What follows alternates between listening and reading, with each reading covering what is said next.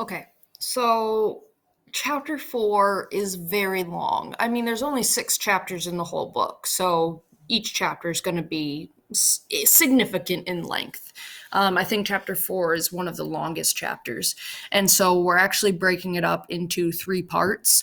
So there's this first set of discussion questions for the beginning. There's going to be a close reading of the middle, and then there's discussion questions again for the end. So as long as you're starting with this assignment that says it's for pages 66 to 73 or 33 to 36 in the PDF, you're on the right track. So let's start reading. We're going to learn a lot about Crooks, who's the stable hand. All right, Crooks, the Negro stable buck, had his bunk in the harness room, a little shed that leaned off the wall of the barn. On one side of the little room there was a square, 4-paned window, and on the other a narrow plank door leading into the barn. Crooks's bunk was a long box filled with straw, on which his blankets were flung. On the wall by the window there were pegs on which hung broken harness in process of being mended, strips of new leather, and under the window itself a little bench for leather working tools, curved knives and needles and balls of linen thread, and a small hand riveter. On pegs were also pieces of harness, a split collar with horsehair stuffing sticking out, a broken hame, and a trace chain with its leather covering split. Crooks had his apple box over his bunk, and in it a range of medicine bottles, both for himself and for the horses. There were cans of saddle soap and a drippy can of tar with its paintbrush sticking over the edge, and scattered about the floor were a number of personal possessions. For being alone, Crooks could leave his things about, and being a stable buck and a cripple, he was more permanent than the other men, and he had accumulated more possessions than he could carry on his back. So the whole thing here is just describing Crooks's room. So I just need you to picture a very small space, not a whole lot of room to move around. It's attached to the stable. So, his room just stinks of horse. He sleeps on a straw mattress. So he doesn't even have like a cotton mattress. He has a straw mattress. And he has a whole bunch of leather and leather working tools all over the place because horse harnesses and all of the reins and stuff are made from leather. So if you don't know what all the terms are for the different equipment, that's fine. Just know that it's kind of cluttered and very small, and that he's been there for some time, so there's a lot of stuff piled up. Crooks possessed several pairs of shoes, a pair of rubber boots, a big alarm clock, and a single-barreled shotgun.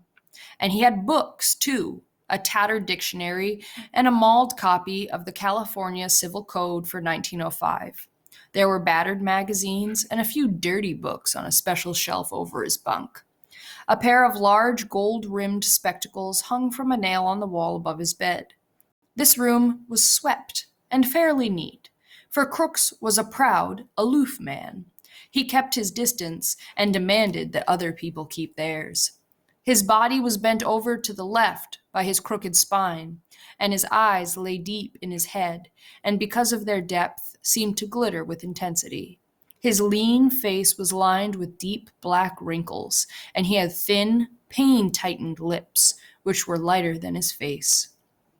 It was Saturday night. Through the open door that led into the barn came the sound of moving horses, of feet stirring, of teeth chomping on hay, of the rattle of halter chains. In the stable buck's room, a small electric globe threw a meager yellow light.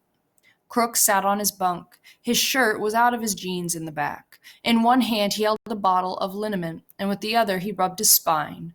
Now and then he poured a few drops of the liniment into his pink-palmed hand and reached up under his shirt to rub again. He flexed his muscles against his back and shivered.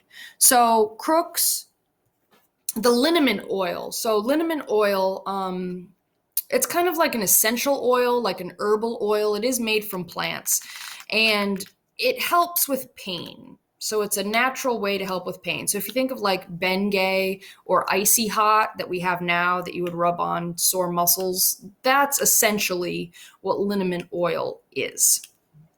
So In terms of how he got his crooked spine, which is the first question, how did Crooks get his name? Because his spine is crooked. All right. And it says that right up here. His body was bent over to the left by his crooked spine. So his name isn't Crooks, right? We never get his real name. Like so many of these men with Candy, Candy's not his real name. Curly's wife is never given a name. Honestly, we don't even know if Curly's real name is Curly. He just has curly hair. So Crooks's nickname is Crooks because he's got a very crooked spine. And if you're wondering how his spine got to be crooked, it said in an earlier chapter, very briefly, that he got kicked in the back by a horse. And that probably broke his spine and it healed crooked. Or maybe he had a bit of scoliosis to begin with and the kick from the horse just made it worse. All right? So, Crooks likes his privacy. He wants to be left alone. Here comes Lenny. Noiselessly, Lenny appeared in the open doorway and stood there looking in, his big shoulders nearly filling the opening. For a moment, Crooks did not see him, but on raising his eyes, he stiffened, and a scowl came on his face. His hand came out from under his shirt. Lenny smiled helplessly in an attempt to make friends. Crooks said sharply, "You got no right to come in my room. This here's my room. Nobody got any right to come in here but me." Lenny gulped, and his smile grew more fawning. "I ain't doing nothing," he said. "Just come to look at my puppy, and I seen your light," he explained. "Well, I got a right to have a light.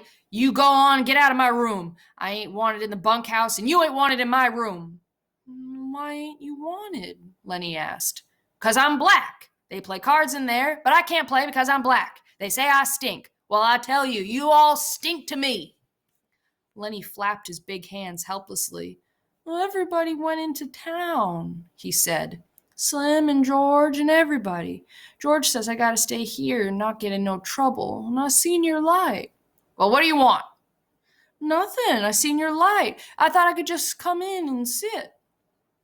Crooks stared at Lenny, and he reached behind him and took down the spectacles and adjusted them over his pink ears and stared again. "I don't know what you're doing in the barn anyway," he complained. "You ain't no Skinner. There's no call for a bucker to come and go in the barn at all. You ain't no Skinner. You ain't got nothing to do with the horses." "Well, the pup," Lenny repeated. "I come to see my pup." "Well, go see your pup then. Don't come in a place where you're not wanted." Lenny lost his smile. He advanced a step in the room, then remembered and backed to the door again. "Well, I looked at him a little. Slim says I ain't to pet him very much." Crooks said, "Well, you've been taking him out of the nest all the time. I wonder the old lady don't move him someplace else." "No, she don't care. She lets me." So they're talking about the mother dog. Lenny had moved into the room again. Crooks scowled, but Lenny's disarming smile defeated him. "Come on in and sit a while," Crooks said. "As long as you won't get out and leave me alone, you might as well sit down." His tone was a little more friendly. "All the boys gone into town, huh?" "Yeah, all but old Candy. He just sits in the bunkhouse sharpening his pencil and sharpening and figuring." Crooks adjusted his glasses. "Figuring? What's Candy figuring about?" Lenny almost shouted, "About the rabbits!" "You're nuts," said Crooks. "You're crazy as a wedge. What rabbits are you talking about?" "The rabbits we're going to get, and I get to tend them and cut grass and give them water and like that." "Just nuts," said Crooks. "I don't blame the guy you're traveling with for keeping you out of sight." Lenny said quietly, "It ain't no lie. We're going to do it. Going to get a little place and live on the fat of the land." Crooks settled himself more comfortably on his bunk. "You sit down," he invited. "Sit down on the nail keg." Lenny hunched down on the little barrel. "You think it's a lie," Lenny said. "But it ain't no lie. Every word's the truth, and you can ask George." Crooks put his dark chin into his pink palm. You travel around with George, don't you? "Yeah, sure. Me and him goes every place together," Crooks continued. "Well, sometimes he talks, and you don't know what the hell he's talking about. Ain't that so?" He leaned forward, boring Lenny with his deep eyes. Ain't that so? Well, yeah, sometimes. He just talks on and you don't know what the hell it's all talking about? Well, yeah, sometimes. But not always. Crooks leaned forward over the edge of the bunk. I ain't a Southern Negro, he said. I was born right here in California. My old man had a chicken ranch, about 10 acres. The white kids come to play at our place, and sometimes I went to play with them, and some of them was pretty nice. My old man didn't like that. I never knew till long later why he didn't like that, but I know now. He hesitated, and then he spoke again. His voice was softer. There wasn't another colored family for miles around. And now there ain't a colored man on this ranch, and there's just one family in Soledad. He laughed. If I say something, why, it's just a nigger saying it. Lenny asked, how long you think it'll be before them pups will be old enough to pet? Crooks laughed again. Ha! A guy can talk to you and be sure you won't go blabbing. Couple of weeks and them pups will be all right. George knows what he's about. Just talks and you don't understand a thing. He leaned forward excitedly.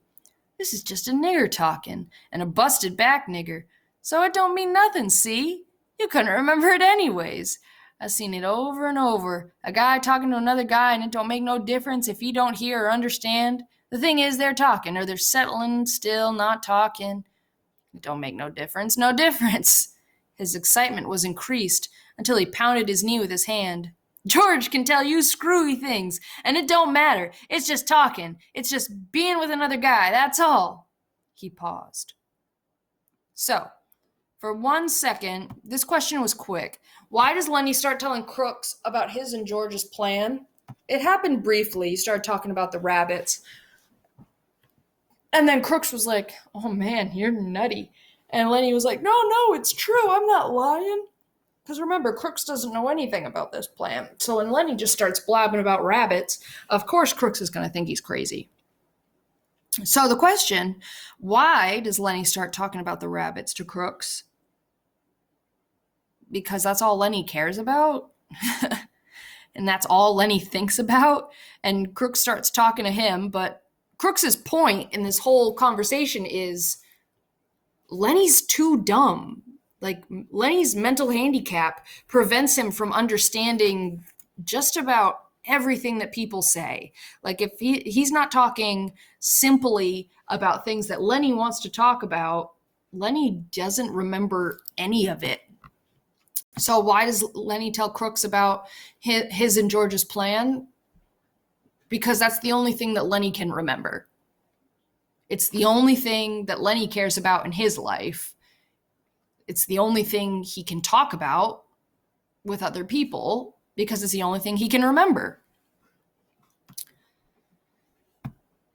Okay. Right down here. His voice grew soft and persuasive. Suppose George don't come back no more. Suppose he took a powder and just ain't coming back. What do you do then? Lenny's attention came gradually to what had been said. What? He demanded. I said, suppose George went into town tonight, and you never heard of him no more. Crooks pressed forward some kind of private victory. Just suppose that, he repeated. So, what is Crooks trying to do right now? He's trying to get a rise out of Lenny. He's trying to antagonize Lenny. Because Crooks, you gotta think, he's this lonely man, only black man on the ranch, not allowed in with the other white guys, has no friends, and now this big guy, dumb guy, has just stumbled into his room. And Crooks wants to have a conversation with him, but he realizes that Lenny's not going to remember any of it, so he starts to antagonize him. All right, if you open up the next video, we'll finish up this little section.